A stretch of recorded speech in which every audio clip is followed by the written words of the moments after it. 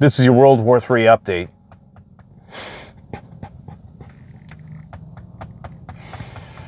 $10 trillion vanished. Just like that, since Trump was inaugurated, into the macroeconomic ether.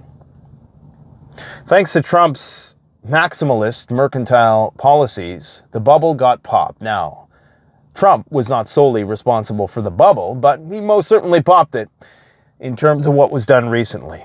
What the outcome will be, nobody knows where the chips are going to fall, but right now people are going to feel the pinch because it's only just begun. Understand, and this is the scary thought that nobody's telling you, despite the fact that we've seen the single largest two-day losses, back-to-back day losses in history on the U.S. equities markets, trillions of dollars just evaporated, not only in the U.S. equity markets, but around the world. The European markets crashed today.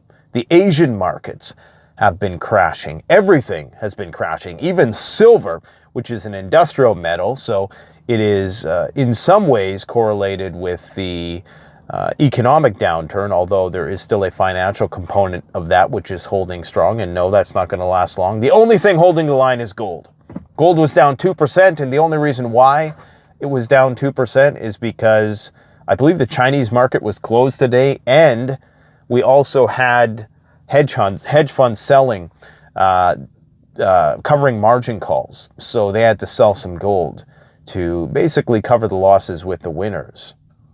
But this is going to get worse because according to the Warren Buffett indicator, and no, it's been thoroughly debunked, Warren Buffett did not endorse Trump's tariff policy. That's a rumor circulating on the internet today. The Buffett indicator is still a couple standard deviations over the mean, meaning that we could still see a crash of 80% in a lot of these equities markets. We are nowhere close. We are still, even after this bloodbath, this historic bloodbath, we are still, and this is crazy to think, we are still above market valuations that we seen in 1929, and we are still near the dot-com bubble level of market overvaluation. Can you believe that? So we ain't seen nothing yet. And can you imagine the raucous bedlam that is going to ensue, the civil disorder that is about to take shape if this continues? If the circuit breakers can't get flipped, they almost did today. I think we were like, I don't know, just not too many percentage points away from the circuit breaker getting flipped on the stock market, but it most certainly was happening on social media. I've noticed that throughout the last couple days, particularly on X, they've been shadow banning and downranking a lot of negative market news. And this is something I discovered. Now, while this is qualitative data, anecdotal data, it nonetheless, I'm pretty confident in this, that when you look at your news feed on a day when the market is crashing or any crisis, because all of these centralized social medias are likely in some way, shape, or form manipulated by the NSA and three-letter agencies, kind of have veto power on how the algorithms work. And I'm pretty sure that the owners of these companies, because it's just this consortium of corporate cronies, I'm pretty sure that, you know, when they get the word, when they get the phone call from Bogdanov, they flip the switch. And so if they want to minimize negative market news, because remember how fast information can spread via social media. I mean, if you want to inflame the stock market's woes, just let social media run riot, right? And you could see the panic spread very quickly. So what I've noticed on my news feeds is that I'm seeing less negative news and I'm seeing a lot of older stories. So I think the trick that they're doing on these algorithms is quite simple. Because when you open your news feed, it's not chronological. You're not getting a real-time live continuous feed of everything that is happening, the algorithm is hand-picking the stories that it's showing you. Some are going to be new and some are going to be old. And all they're doing is showing you the older stuff, right? When there's something crisis-related happening in the moment, they're going to show you the older stuff so that you don't freak out as much and don't sell. So it minimizes downward selling pressure. At least that's what I suspect is happening. Now, that could just be a fraction of how they mitigate this type of panic. But nonetheless, I think it is definitely a factor here. It's not only trading algorithms, it's not only market circuit breakers, it's also the social media circuit breaker that gets tripped in an attempt to try to stop the rout in these markets. It's all about perception management, because if you can create the illusion that things aren't as bad as they are, there'll be less selling pressure. So you want to minimize that as much as possible. Now, we got a lot of stuff to talk about with respect to the price increases that are coming as a result of tariffs. I've done some calculations with the help of artificial intelligence to try to project exactly what we can expect with respect to price hikes in our new multipolar reality. Of course, China is responding with its own set of tariffs, which I gotta say blindsided a lot of people, because I think a lot of people, especially, the Trump administration, suspected that China would capitulate and not impose unusually aggressive counter tariffs of another 34%. This, of course, signals that we are in the midst of a full-blown pre-World War III or peri-World War III, depending on how you want to look at it, trade war. This is it. This is the trade war. It's now undeniable that it is happening. It is no longer in the hypothetical future tense. It is happening right now. And coinciding with that is the Chinese interception of a U.S. plane in the Taiwan Strait. That just happened today. Now, why is China getting so aggressive right now? You always have to look at things from a high level if you really want to understand what's going on. It's no coincidence that this market started crashing right after all of that gold was brought back to the United States. They knew, guys. They knew this was going to happen. That was proof right then and there. And that's why I made my video, part of the reason why, I should say. I made my video 6 weeks ago saying that there was a very high likelihood that it was going to start that week. Then we've seen crypto bleed off. Now we're seeing stocks bleed off. The only thing holding the line right now is gold, and oil is getting smashed, and that is intentional. OPEC opened the spigot intentionally. Why? Because I believe it's at the behest of the U.S. oligarchs in order to mitigate the upcoming explosion in price as a result of the war that is about to ensue with Iran.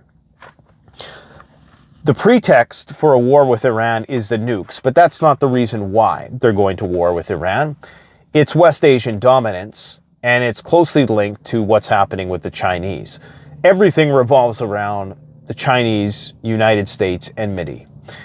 This acrimony between these two states is going to play out in numerous proxy theaters. Chief among them is going to be West Asia, which, of course, the center point of that, the center of gravity, is Iran. Now, if the United States can establish regime change, that not only opens up numerous possibilities in terms of having more ability, more leverage in their negotiations with Russia, but most certainly the Chinese, because they would effectively then control most oil out of the Middle East, which of course China heavily relies on. Now, as I indicated, the markets today, global equity markets, a complete and utter bloodbath across the board. Asian markets, European markets, it just kept on dropping and dropping. And it's going to get worse, as I indicated. And of course, Trump's rather expectedly bellicose response was that this would be a perfect time to lower interest rates. Yeah, no big, nothing to see here. When the market goes up, we take credit. When it goes down, it's somebody else's fault. Ain't that America nowadays? Ain't that Canada too, right? North America, we're all bundled into the same thing. Now, before I get to the details of the financial situation and what you can expect, how these tariffs are going to hit your pocketbook, let's just talk about the geostrategic situation a little bit, okay? Now, right now, we have force redeployments to the Middle East.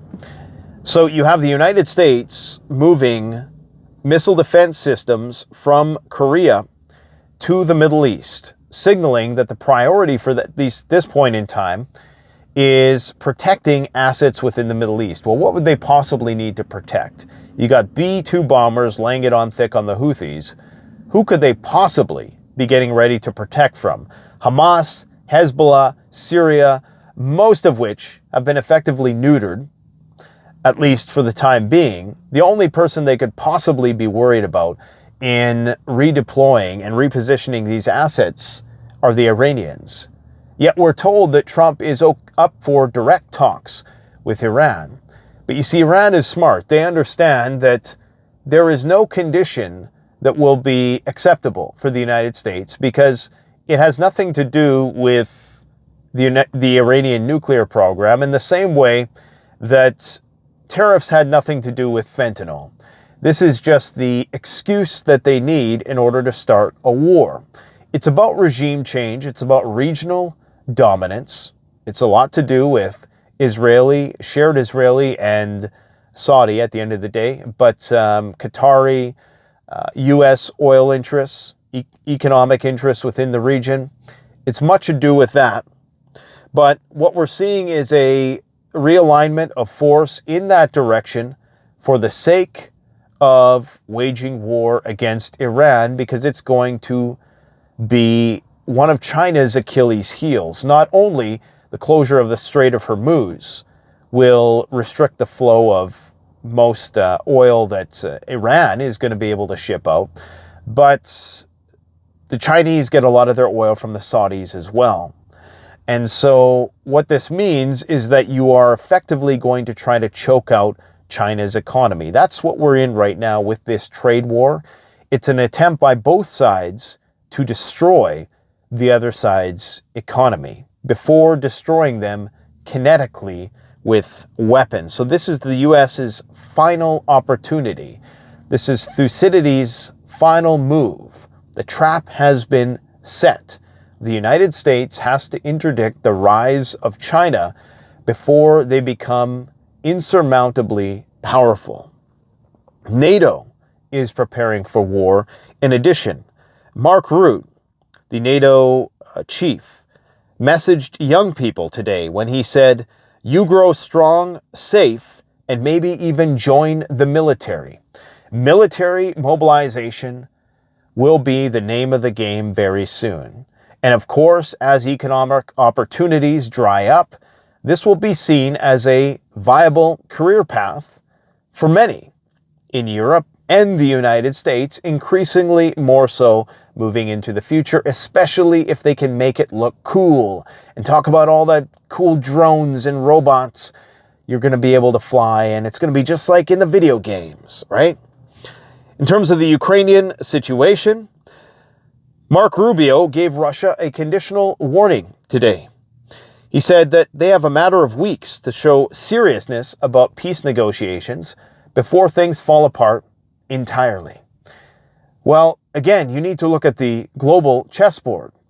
Russia right now is in a defensive partnership with the Iranians.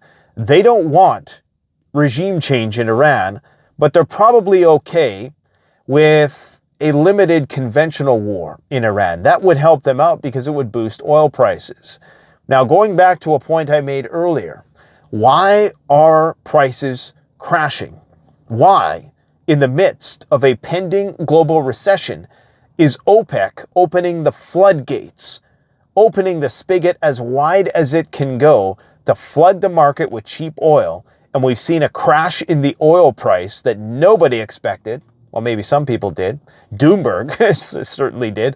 Almost 15% in the last couple of days. 15% oil crash. Well, that's to mitigate and provide the United States leverage when the war with Iran begins.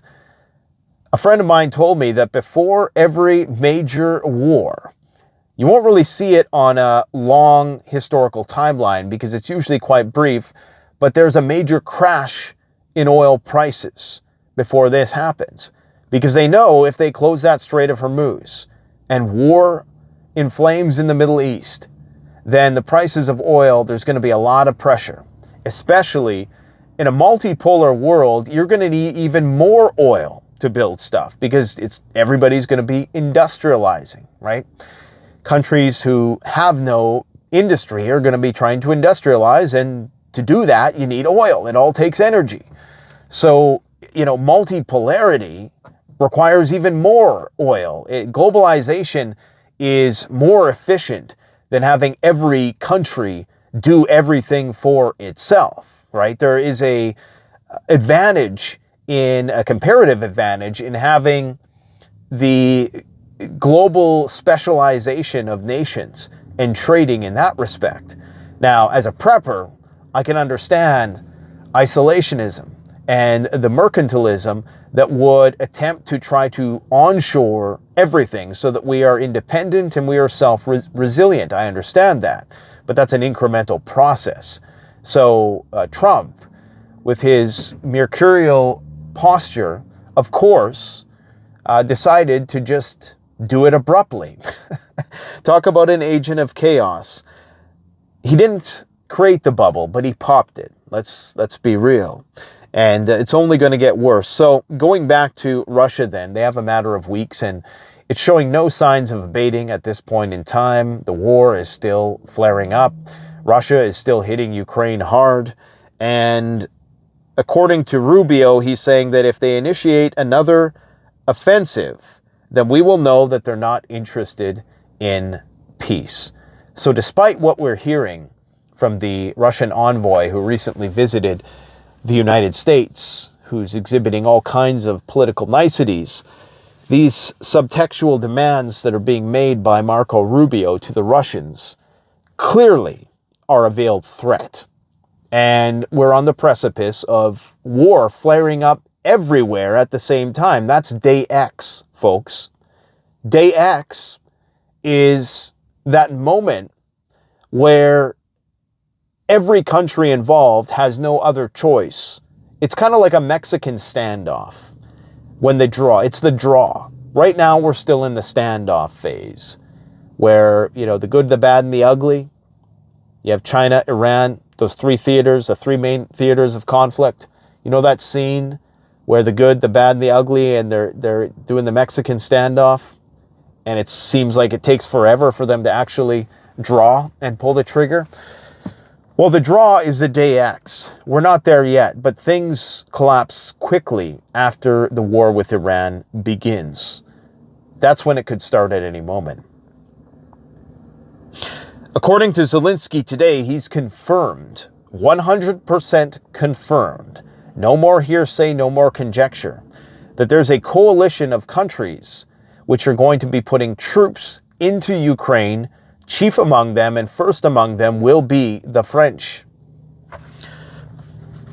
When that's going to happen, we don't know, but apparently it's going to happen.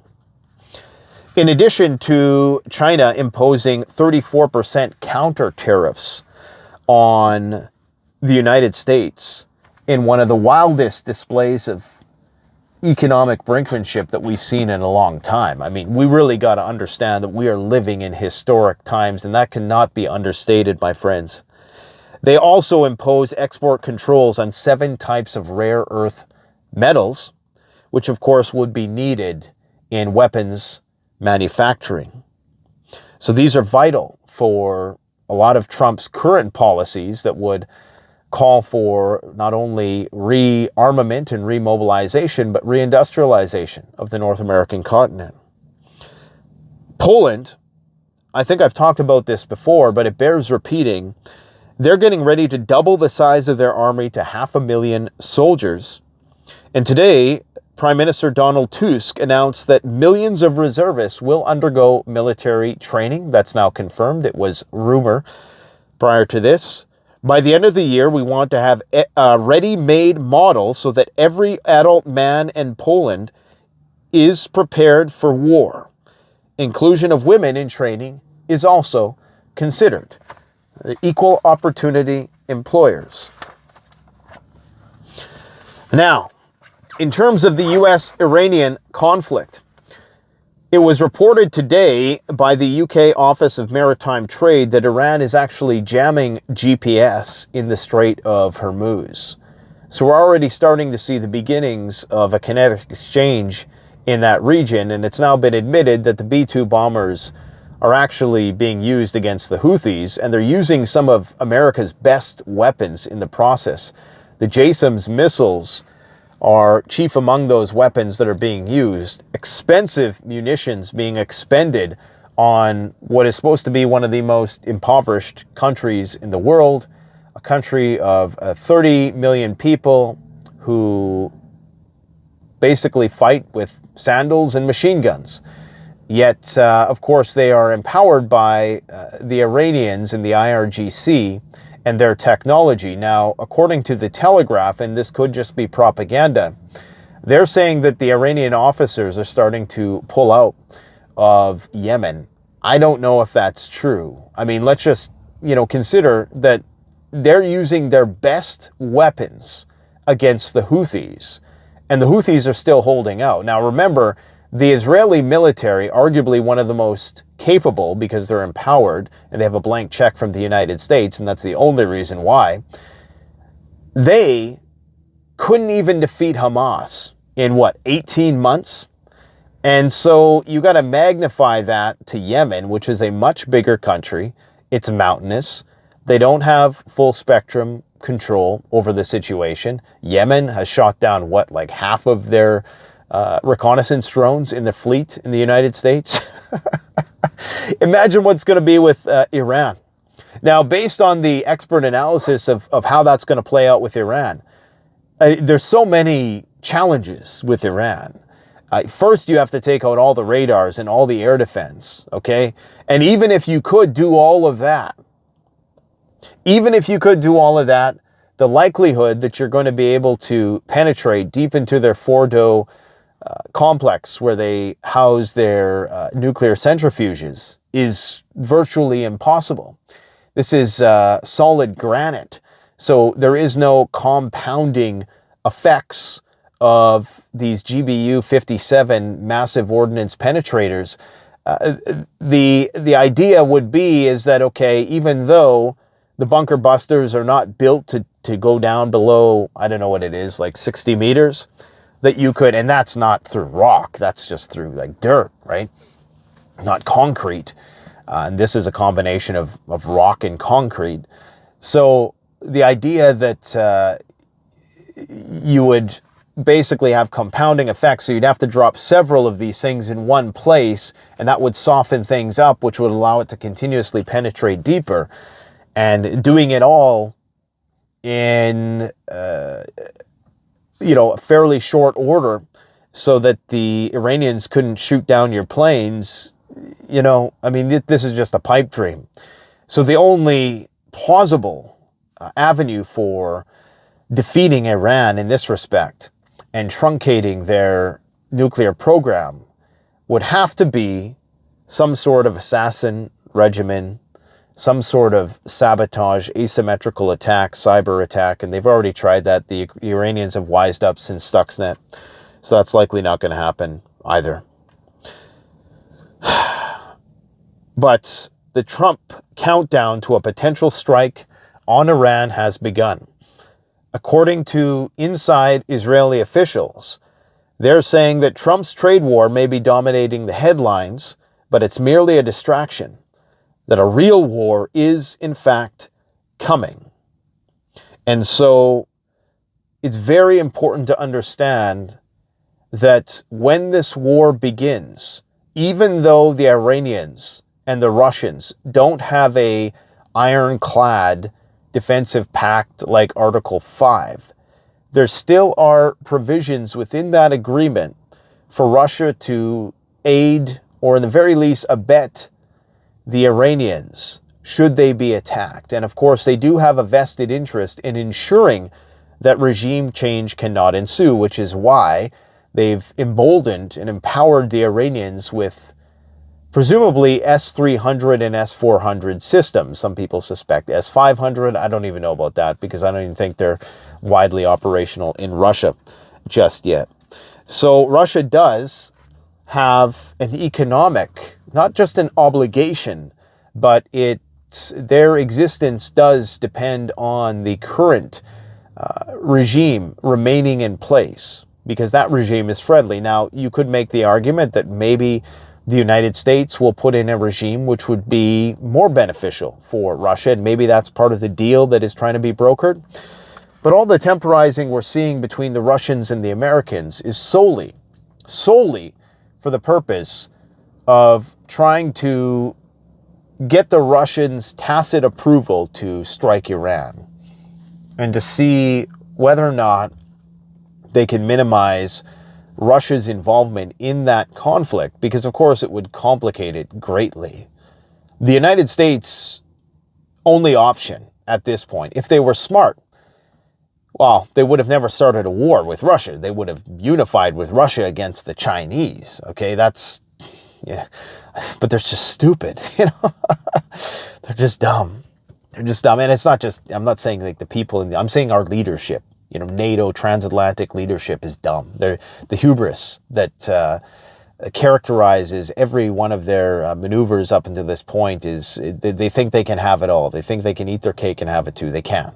They should have unified with the Russians a long time ago, and this would have been an entirely different situation.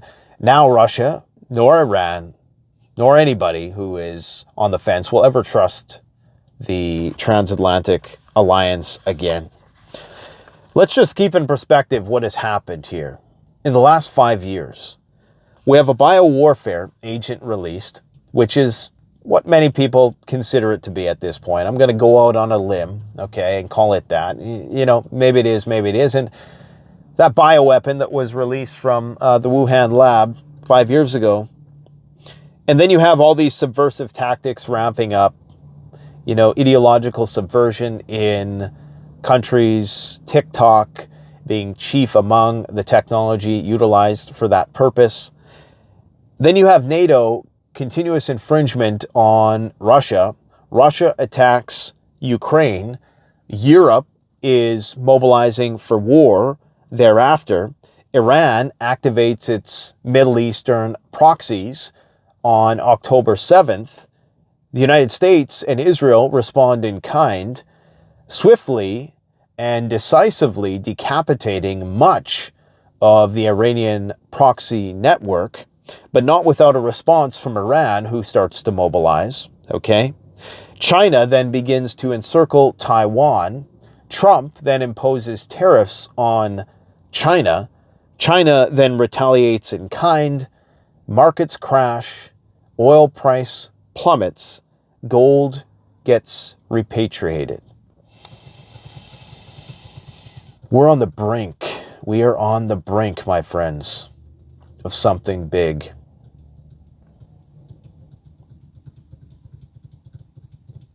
It wasn't Trump who blew up the bubble. He had a part in it, but it wasn't just him. I'm not deranged. I see things clearly. He just popped the bubble. Now, if you're worried about the price of gold, don't be. Gold is holding strong right now. We could see a lot more selling pressure with gold. The margin calls that are being called up by hedge funds are massive. Okay, the amount of losses, the fear, the panic, the selling right now that's happening, and that's just the paper market.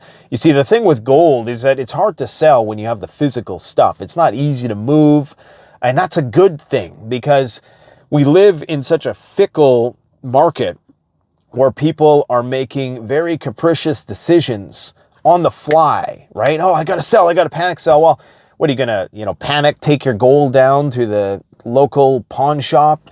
Most people aren't going to do that. You're going to hodl, not because you should, but because it's too much work to go down. So a lot of that physical stuff ain't getting sold, all right? So despite this bloodbath that we've seen and people trying to cover the losses with the one winner, gold, it's only slipped a couple percentage points. And I think the Chinese markets were closed today. It was a Chinese holiday. So just wait until next week what's about to happen. And all that money that evaporated from the equities markets, that's going to be moving into the commodities very, very soon. We're about to see a commodity super cycle as societies reindustrialize. And never forget that there are still approximately 7 billion people on the planet who have yet to fully electrify. And what do you need for electricity?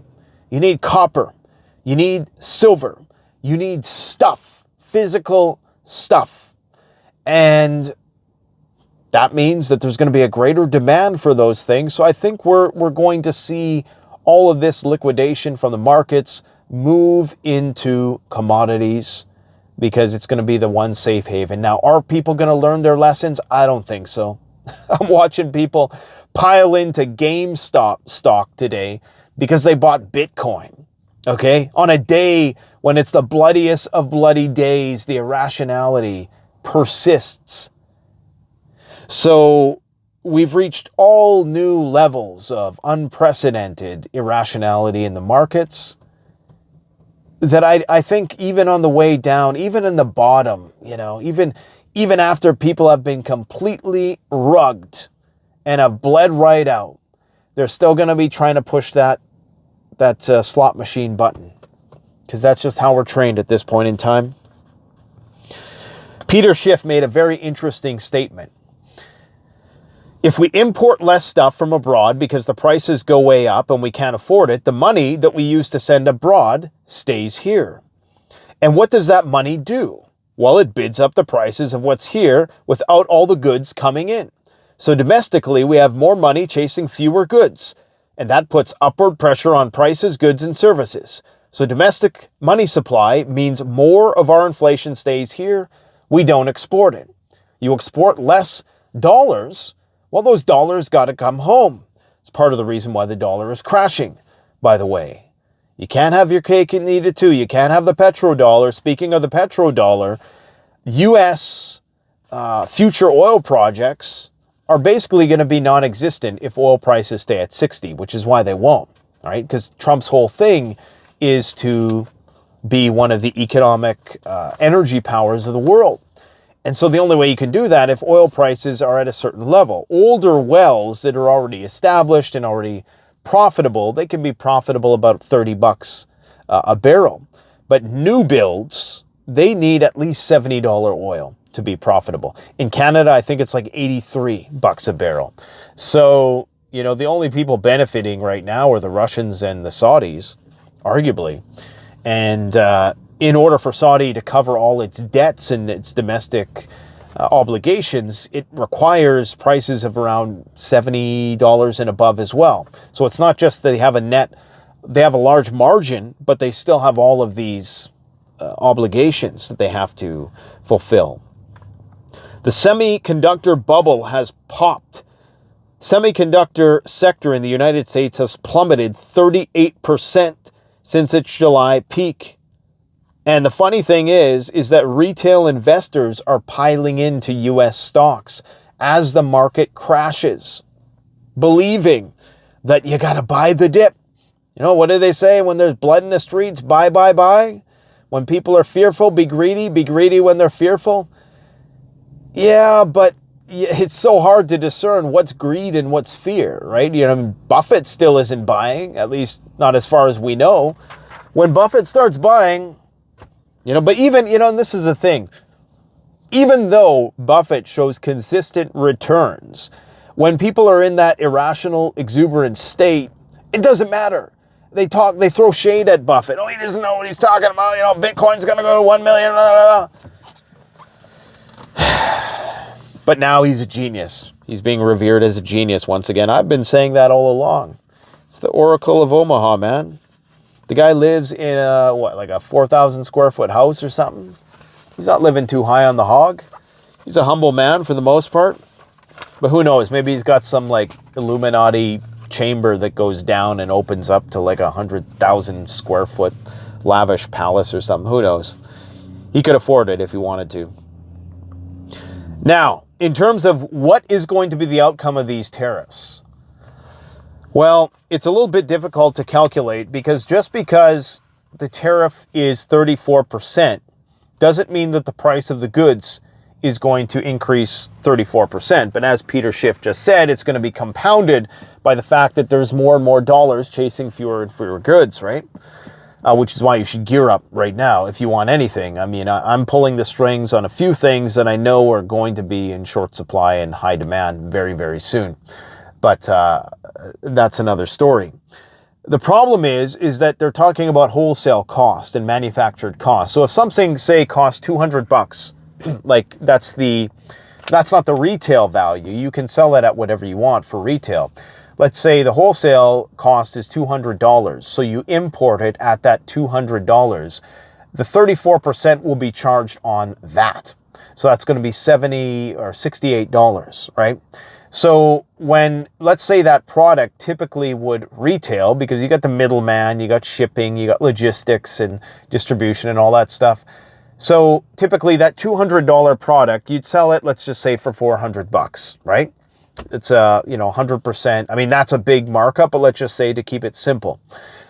So if you were to have to pay an additional $64 on the tariff, that's $64 if you were to fully pass that on to the consumer, which it's arguable that companies are not going to do that. They're going to eat some of that cost, which of course is going to be a contracting economic force unto itself.